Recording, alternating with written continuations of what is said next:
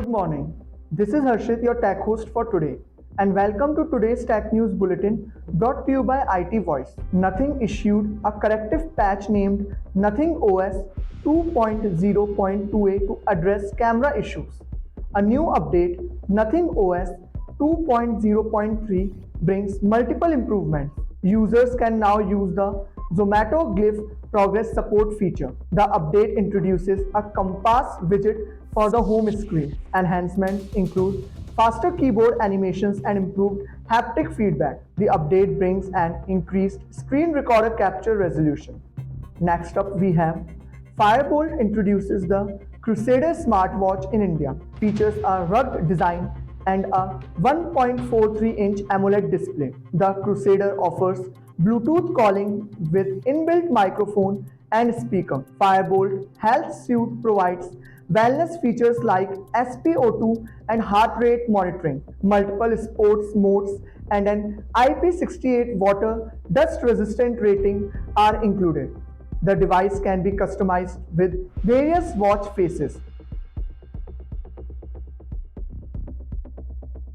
Former CEO Daniel Zhang steps down from Alibaba's cloud division. This comes as Alibaba undergoes a significant corporate restructuring. Alibaba is splitting into several companies focusing on different sectors. Zhang will now manage a $1 billion tech investment fund for Alibaba. The cloud division's new leadership will navigate its key role. This follows regulatory challenges and increased competition for Alibaba.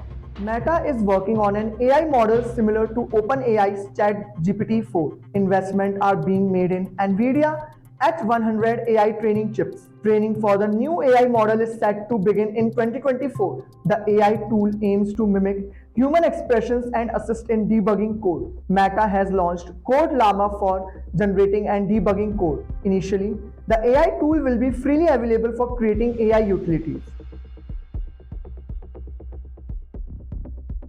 Cryptocurrency exchange Coinbase to halt services in India from 25 September.